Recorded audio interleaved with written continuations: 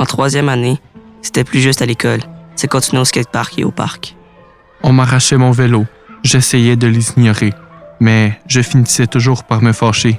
Essayer de me défendre, de les frapper, mais c'est ce qu'ils voulaient. Avec le temps, la classe au complet s'en sont mêlés. Ils me traitaient d'enragé. Ils voyaient juste mes réactions, pas ce qui se passait derrière. J'étais toujours le dernier choisi, dans les sports ou dans les activités en classe. Ils profitaient de chaque situation pour me frapper. Pas les gros coups, mais des petits coups subtils.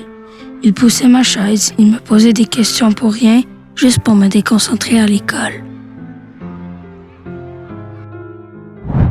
Bienvenue à notre podcast « L'intimidation vue par les ados ».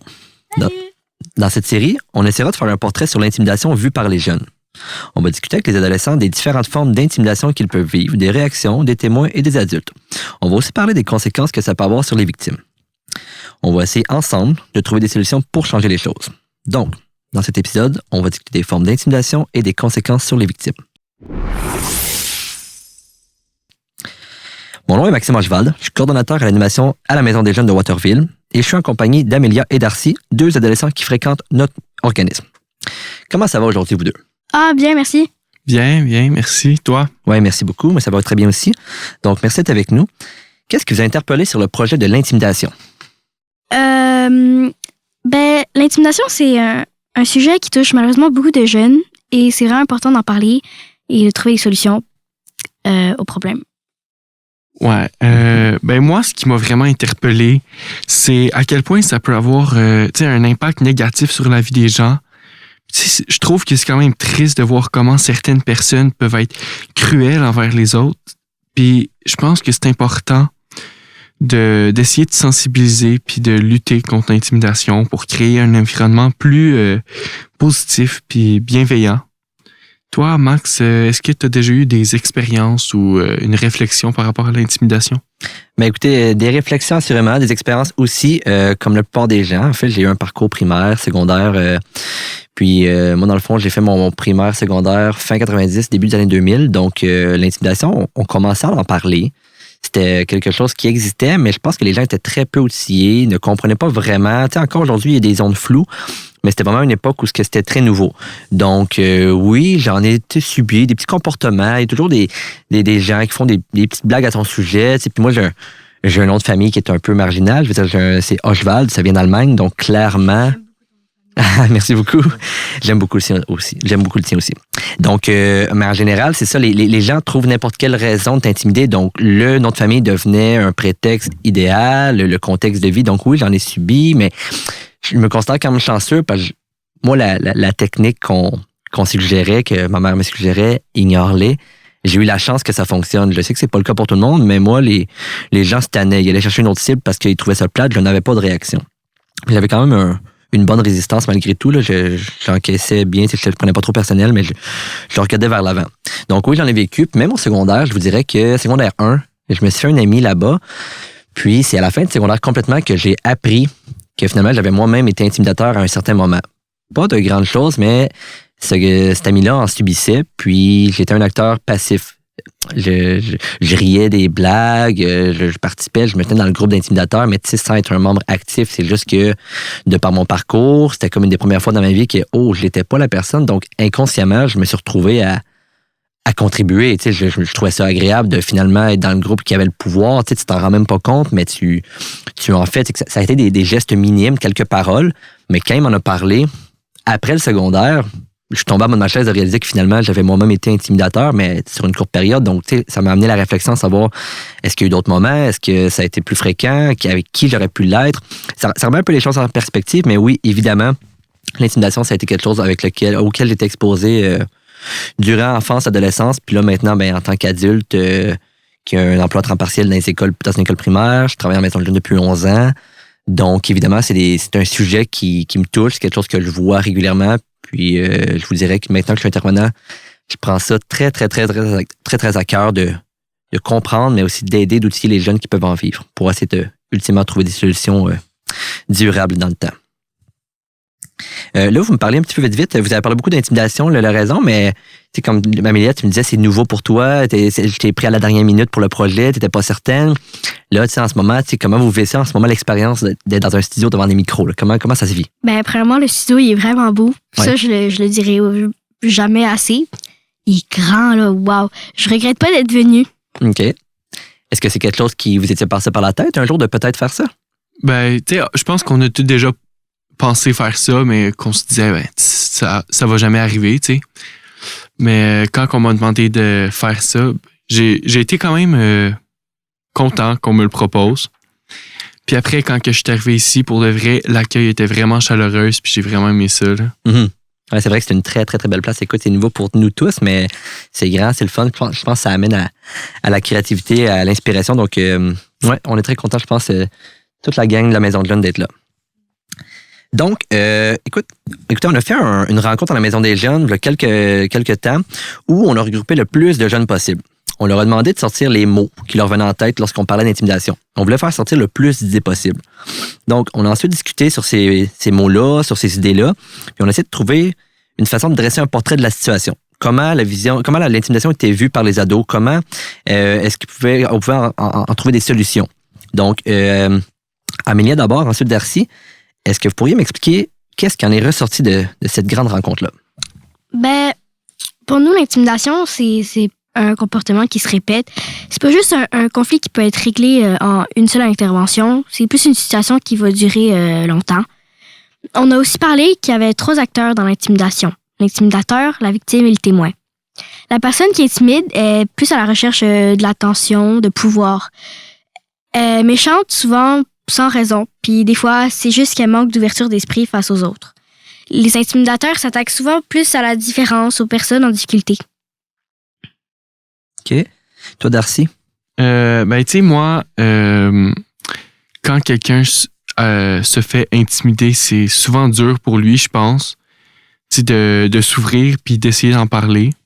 Mais je pense que c'est quand même important d'essayer d'être là pour lui, de le soutenir puis essayer de l'aider à en parler.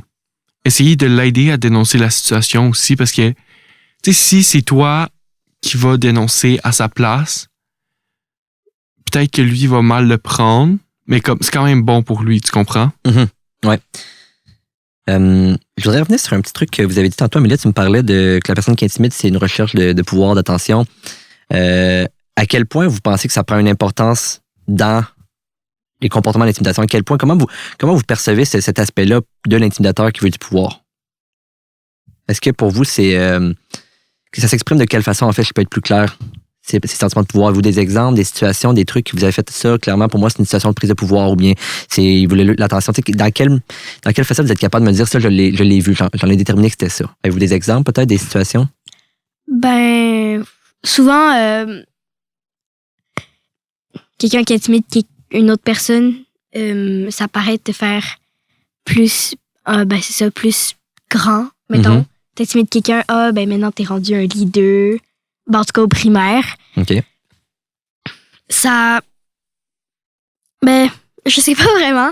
OK. Mais c'est ça. Si t'intimides quelqu'un, ben, je sais que souvent les gens ils peuvent dire des trucs sur des personnes pour avoir de l'attention, ça c'est sûr. Mm-hmm. Moi, je pense avoir déjà fait ça.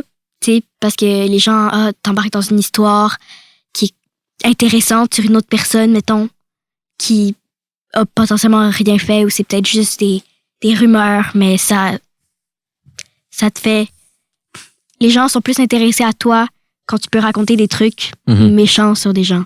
Mettons. OK, dans le fond, c'est ça. OK, la recherche d'attention se fait beaucoup par les gains au niveau social, comment la personne est perçue par rapport à son groupe, les amis, le contexte scolaire influence beaucoup, en fait, la relation d'intimidation. Ouais, ben d'après moi, l'intimidation, ça se passe surtout sur la cour d'école. Mm-hmm. Tu sais, tu veux pas aller toquer... Ben, si ça va loin, tu peux aller toquer chez quelqu'un, mais c'est souvent à l'école, puis je trouve que les intervenants, ils font pas assez de choses pour régler le problème. Ben, tu sais, je pense qu'ils prennent plus ça comme une petite chicane. Puis, genre, c'est pas une petite chicane parce que c'est un gros truc. Tu sais, à la finale, c'est peut-être des petits gestes qui sont méchants, mais quand on rassemble tout ça, ça va faire vraiment mal à la personne.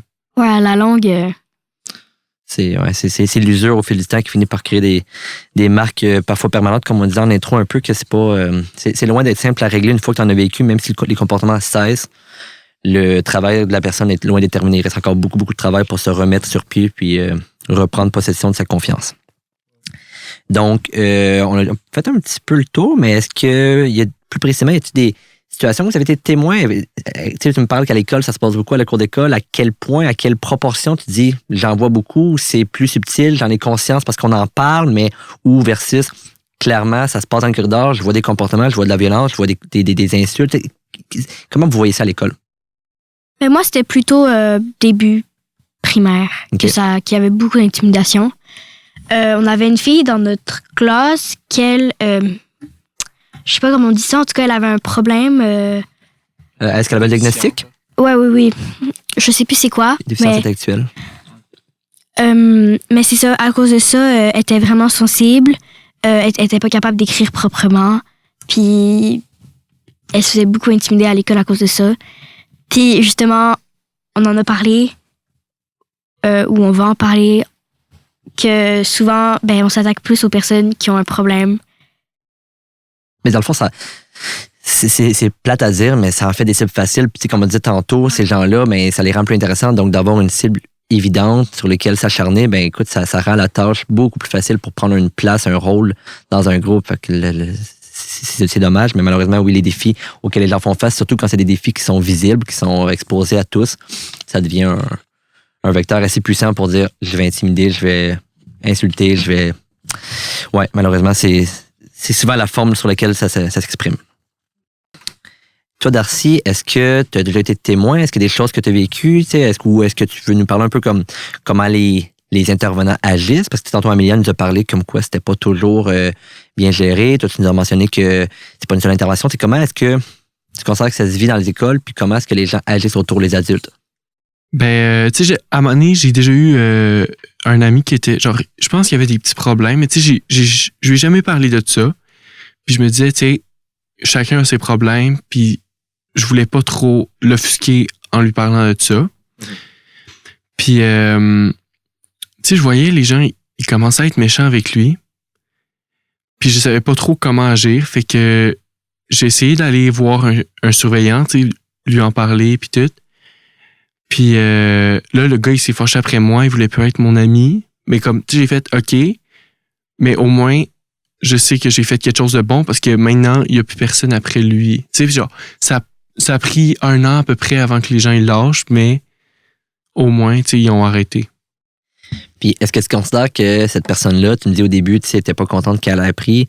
Est-ce que tu penses qu'un an plus tard, finalement, si elle avait à t'en parler, ça serait positif, l'intervention que tu as faite? Je pense que oui, mais j'ose pas trop lui en reparler parce que je pense que quand j'ai fait ça, il était vraiment choqué. Puis je préfère prendre mon temps avant de lui reparler que qu'il soit encore fâché puis que ça dégénère peut-être. Tu comprends? Ouais. Ouais, c'est sûr que c'est délicat un peu considérer la réaction première, mais peut-être qu'éventuellement, ça va se faire de soi-même, qu'il y aura un contexte qui va vous permettre d'en parler. Mais toi, dans le fond, tu es conscient d'avoir fait la bonne chose. Oui. OK. Ça m'amène une question intéressante. À quel point c'est facile d'intervenir? On est quand même témoin. Je me rappelle, au secondaire, c'est plus fréquent, plus visible, que c'est comme un milieu de vie où il y a beaucoup de gens qui cohabitent pendant un certain temps. Puis il s'installe des dynamiques de groupe. Si on suit pendant très longtemps des gens qui suivent que ce soit au secondaire ou parcours primaire et secondaire. Donc, ça s'installe une dynamique. À quel point vous considérez ça difficile d'intervenir sur le moment? Je parle d'intervenir auprès de la situation qui se vit, des personnes qui la donnent et ceux qui la reçoivent, mais aussi un peu comme toi, Darcy, t'as fait, d'y aller un peu plus par en arrière. À quel point c'est difficile d'être un acteur actif dans ces moments-là? C'est parce que tu peux pas savoir si ça va se retourner contre toi, parce que déjà, peut-être que tu vas perdre premièrement ton ami qui va être probablement fâché. Puis, en deuxième lieu, ça se peut que genre les intimidateurs, à place d'intimider ton ami qui était ton ami, ils commencent à se revirer contre toi parce que toi, tu as décidé d'en parler, tu comprends? Mm-hmm. Oui. C'est sûr que c'est toujours le risque, je pense, puis peu importe la situation, que ce soit des enfants, des adultes, c'est humain d'avoir peur que ça se revienne contre nous, de devenir l'objet de l'intimidation. Puis des fois, Ou souvent, tu sais, même si t'en parles à un adulte ou qui que ce soit, ben ça va pas nécessairement se régler, là. Comme on dit, c'est à long... C'est ça... Ouais, c'est ça. Tu peux pas empêcher des gens de parler à quelqu'un. Mhm. Ou, genre, tu sais, la personne peut juste faire des faux comptes après puis aller lui écrire, là. Oui, effectivement. Est-ce que vous considérez, tu me parles que les adultes, ils agissent, ils font leur possible, mais c'est généralement pas assez de ce qu'on entend. Est-ce que vous avez une piste de réponse sur pourquoi? Est-ce que c'est si léger, les interventions qu'ils font? Est-ce que vous... Mais souvent, les adultes, ils demandent juste de s'excuser, mais une simple excuse, ça va pas empêcher la personne de continuer à l'intimider, là. Non, effectivement, puis j'avoue que c'est un réflexe, on dirait, de dire « Ah, excusez-vous, la situation est réglée ». Donc, à votre avis, mettons, là, on parle pour parler, tu sais, je veux dire, on va pas régler la situation en quelques minutes, mais si vous aviez à suggérer des interventions à faire, vous le feriez comment? Ça durerait combien de temps? Ça impliquerait qui? Est-ce que, tu sais, tu me parles que souvent on fait une rencontre, on dit s'excuser, mais dans un monde idéal, comment est-ce qu'on gère les intimidateurs et les personnes intimidées? Avez-vous des pistes de solutions? Ben, tu sais, moi, je pense que à l'intimidation, il n'y a pas vraiment de façon de te combattre parce que même si toi, tu décides de changer d'école, toi étant la personne intimidée, tu décides de changer d'école, ben ton intimidateur, il y a peut-être des amis à cette école-là. Ou si ton ami, ben pas ton ami, ton intimidateur, il change d'école, lui, mais tu sais, il y aura encore plus de personnes de son bord parce que il va avoir des amis à son autre école aussi, fait qu'il va pouvoir influencer ses autres amis à venir t'écrire, t'insulter, puis tu comprends? Oui. Ça peut effectivement perdurer, ça peut se transposer. Donc, en fait, ça m'amène un peu la question que oui, il y a l'intimidation, on peut gérer l'intimidateur, les intimidateurs, mais il y a aussi, tu sais, sans dire que il faut que la victime fasse tout le travail, mais j'imagine qu'à travers tout ça, la victime finit par se développer une certaine résilience, une certaine force. Il faut que les personnes qui en vivent finissent par travailler sur eux-mêmes puis se dire, écoute, si jamais c'est pour ne pas cesser, on s'invente un peu des solutions. En fait, on s'en trouve des solutions. Est-ce que... Comment je pourrais vous dire ça? Est-ce que, pour vous, les adultes en font assez? Non. OK, ça, on est d'accord là-dessus. Moi, personnellement, je pense qu'ils essayent de faire de leur mieux, mais que genre, tu sais, ils sont pas dans la situation, fait qu'ils peuvent pas vraiment comprendre. OK. Fait que, dans le fond, est-ce que c'est plus, à votre avis, un manque d'outils des adultes entourants ou simplement ils évaluent mal la gravité de la situation? Je pense que c'est un peu des deux. C'est un peu des deux. Ouais. Parce que, tu sais, c'est difficile d'en parler si tu te fais intimider, puis même si tu dis « Ah ouais, telle personne a dit telle chose sur moi », ben l'adulte, elle va peut-être juste voir ça comme une petite insulte puis pas de l'intimidation. Ouais, c'est ça, parce que, tu sais, l'intimidé, il va sûrement, puis souvent dire, genre, ouais, il a fait ça, puis ça, mais, tu sais, au final, il y a plein d'autres trucs que l'intimidateur, il a fait. C'est juste que l'intimidé, il reçoit tellement d'insultes qu'il en oublie, là, puis que, tu sais, de base, il aime pas ça d'en parler, fait que tu comprends? Ouais, ben, c'est complexe. C'est ça. Ouais. Il y a la situation de l'intimidateur, comment qu'il vit, c'est quoi les comportements. Il y a évidemment la personne qui subit l'intimidation, comment qu'elle le perçoit, c'est quoi ses qualités personnelles à travers ça qui peuvent être mis au travail, dans le fond, pour passer au travers, pour nommer. C'est juste de nommer, justement, parler, de raconter, c'est pas toujours évident. Puis, comme tu disais tantôt, la crainte que ça se transpose à un autre ou que ça perdure ou que ça empire reste quand même un facteur assez important dans la gestion d'une situation d'intimidation. Pour aller plus précisément sur l'intimidation, il y a différentes formes à l'intimidation. On peut parler de violence physique, verbale, la discrimination qui s'exprime sur vraiment beaucoup, beaucoup de facettes. Il y a les menaces, la cyberintimidation qui est de plus en plus présente avec les technologies, les téléphones, les TikTok, tout ça. On est connecté constamment, qu'on soit à la maison, en auto, peu importe où, on a accès à cet appareil-là. Donc, la cyberintimidation est vraiment rendue un facteur majeur dans l'intimidation, je crois. Il y a les violences sexuelles, la violence économique, l'exclusion sociale, des rumeurs, les insultes et même des moqueries. Donc, on constate quand même que c'est large, c'est vaste. Il y a beaucoup, beaucoup de choses à dire. Il y a beaucoup de sphères dans lesquelles on peut subir ou faire de l'intimidation. De quelle façon les intimidateurs, à votre avis, peuvent s'en prendre à leurs victimes? Pouvez-vous nous dire un peu les différentes formes d'intimidation, puis ce que ça peut faire vivre aux victimes qui le subissent? Comme tu l'as bien dit, maintenant avec les réseaux sociaux, il y a beaucoup de cyber-intimidation. C'est plus facile de se cacher derrière son écran que d'harceler une personne en pleine face, là. L'intimidateur, il se sent plus anonyme, puis il peut même l'être complètement s'il prend un pseudo quelconque. Mhm. La cyber-intimidation, ça peut se passer par des menaces de texto, des publications dénigrantes, des fois même le partage d'informations personnelles, des photos ou des vidéos sans le consentement de l'autre personne. C'est dur pour les victimes parce qu'ils se sentent plus en sécurité nulle part, même pas chez eux. Fait que ça peut mener aux victimes de s'isoler complètement, puis même des dépressions graves. Il existe aussi la violence sexuelle. Des fois, ça peut être juste des remarques inappropriées, puis d'autres fois, ça peut aussi être des gestes, des rumeurs sur quelqu'un qui peut vraiment nuire à sa réputation. Ça peut aussi être de montrer ou de diffuser des photos explicites sans que l'autre personne soit d'accord. Ça peut vraiment briser la personne, lui faire vivre de l'anxiété, une perte de confiance envers les gens et de l'estime de soi, un sentiment de honte. Puis c'est vraiment dur de dénoncer ces situations-là puis d'avoir à répéter l'histoire, tu sais. Des fois, les intimidateurs utilisent aussi ces menaces-là comme des armes. Oui, en effet. Ouais. Ouais, c'est vrai. Mais tu sais, l'intimidation, c'est souvent aussi de la violence physique ou verbale. C'est comme de pousser la personne dans un mur, de le taper ou même de le frapper. Ou juste des petites insultes, tu sais, à son insu, de ricaner à côté de lui. Puis, tu sais, des fois, c'est aussi d'exclure une personne d'un groupe, de refuser d'être en équipe avec elle, de dire aux autres de ne pas se tenir avec elle, de ne pas jouer avec elle, ou d'inciter les autres à se moquer de cette personne-là. Tu sais, la personne a fini par se sentir seule puis isolée, puis au final, tu sais, elle devient vulnérable. Parce que c'est pas une situation facile. Là. Puis ça peut aussi passer par des rumeurs. Puis les rumeurs, ça se répand vraiment vite. Là. Puis ça peut vraiment détruire une réputation de quelqu'un. Ça peut être de dire du mal sur une personne, d'inventer une histoire. Ça peut vraiment être douloureux pour une personne. Faire mal à son estime de soi, de la victime, tu comprends? Mm-hmm.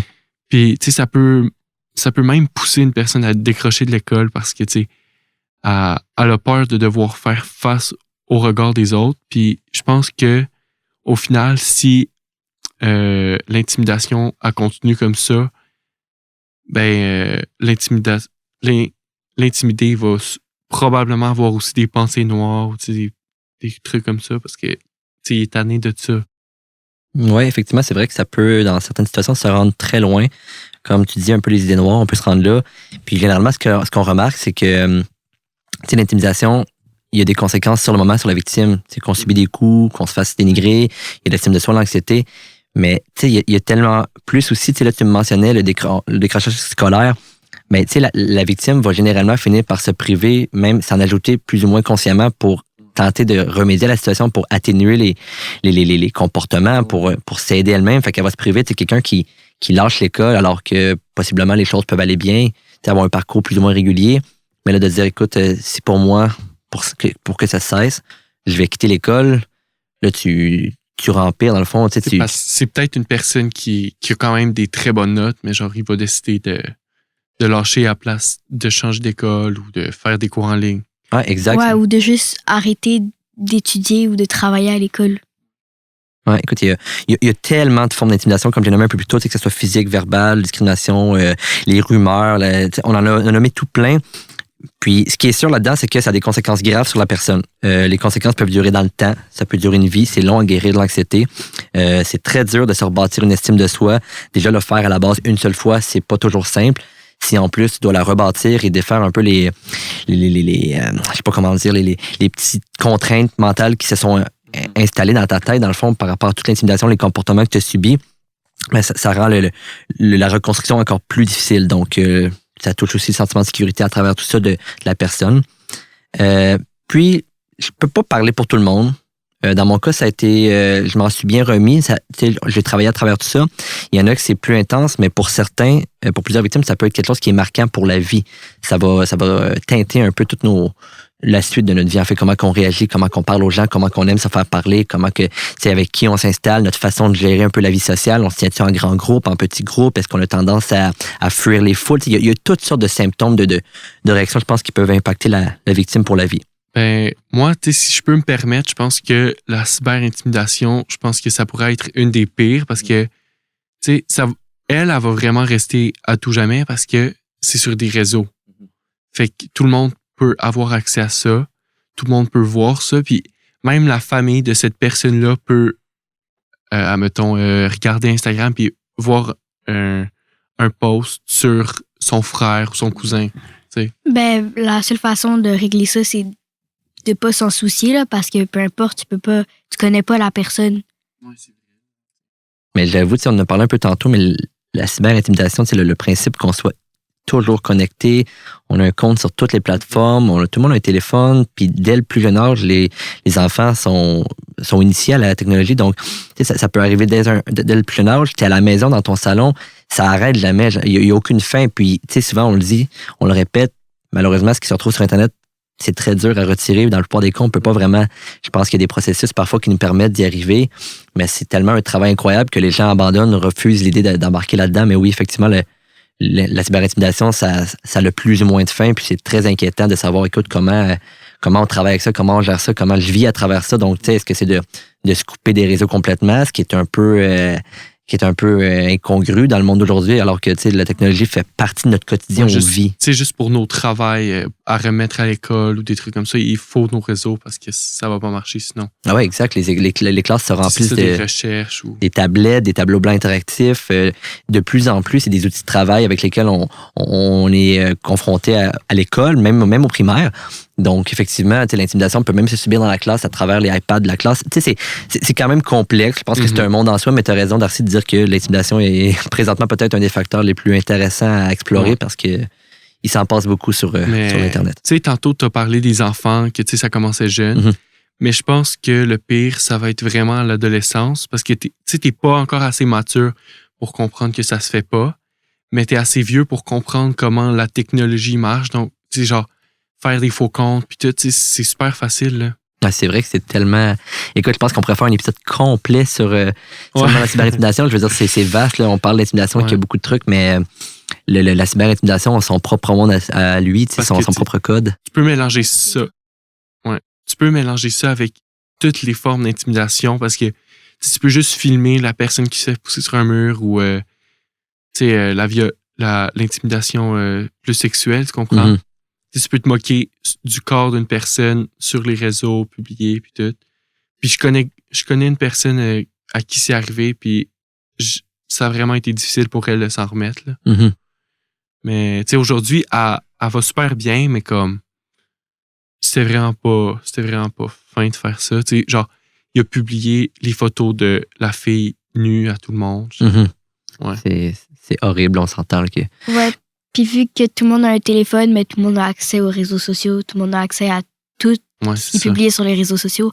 Fait que tu sais pas jusqu'à où tes informations ils peuvent aller. Ah, puis c'est la vitesse à laquelle ça se passe. Ouais.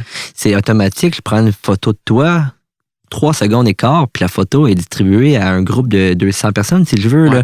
C'est hyper rapide, tu as plus ou moins le contrôle, puis les téléphones, il y en a partout. Tu sais jamais quand tu es filmé ou tu ne l'es pas, ça devient quand même quelque chose de très... je dirais, écoute, il y a un petit côté peurant, mais tu sais, je veux dire, faut apprendre à le travailler, mais c'est aussi de prendre conscience que, oh là là, un peu partout, on peut en voir, en subir, puis c'est une vitesse grand V. Mais, tu sais, des fois, genre, même moi, des fois, j'ai pas mon téléphone, puis là, on vient me voir, puis on fait, hey, Darcy, regarde ça, puis je fais, OK, mais genre, pourquoi tu montes ça, genre? C'est des trucs tellement pas gentils par rapport aux gens, puis je fais genre, ça n'a pas de sens, là. Ça devient comme un cirque malsain où juste les gens veulent. C'est comme celui qui aura la vidéo la plus insolite, la plus blessante, où tu sais, hey, j'ai réussi à arrêter. Tu sais, on dirait autant que ça se faisait quand même avant, mais là, avec l'arrivée des technologies, ça offre une plateforme incroyable parce que les gens peuvent se monter sur un podium et dire, hey, écoute, moi, check ce que j'ai fait, regarde qui j'ai poussé à l'école, regarde, j'ai filmé, puis là, tu sais, c'est ça. Ça devient très, très malsain. Ouais.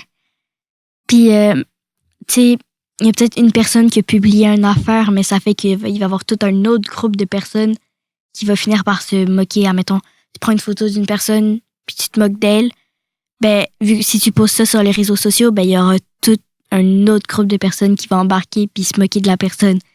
Mhm. Écoute, ça se passait ça il y a plusieurs années. Là, dans les débuts de YouTube et compagnie, il y avait eu un garçon qui s'était fait prendre en vidéo, puis ça avait fait le tour du web. Puis écoute, le garçon avait vécu un enfer incroyable avec ces comportements-là. Je présume qu'aujourd'hui, il s'en est remis, puis j'espère pour lui qu'il s'est reconstruit. Mais ça a pris des ampleurs démesurées alors que c'était qu'un garçon qui montrait une vidéo de lui qui s'amusait avec un sabre laser. Il avait du plaisir, c'est tout. Puis ça a dégénéré pour en devenir un phénomène incroyable. Donc, j'imagine pas aujourd'hui, en 2023, alors que tout le monde a ou presque un téléphone dans la poche, à portée de main, on l'a toujours dans la main. On a des batteries rechargeables pour être sûr de jamais manquer de batterie sur nos appareils. Donc, ouais, faut être très prudent, il faut être très alerte. Là, on parle juste de la super intimidation. Puis si on parle des autres, ça va être vraiment long. Là. C'est... Ouais, il y aurait c'est moyen un long de... sujet. Là. Je pense qu'on pourrait faire, écoute, tellement d'épisodes. C'est super intéressant. C'est vague. Donc, écoutez, pour ma part, c'est ce qui m'a fait à l'épisode. Premièrement, merci beaucoup, Darcy Amélia. Vraiment très intéressant votre contribution. Je pense que ça va apporter des points très intéressants, une belle lumière sur le phénomène. Merci. Donc, merci d'avoir été à l'écoute. On se retrouve dans le prochain épisode où on va discuter des réactions que les ados ont observées devant des situations d'intimidation et surtout la façon qu'ils pensent qu'ils devraient intervenir face à ces situations-là. Donc, merci beaucoup et à la prochaine. Bye. Bye!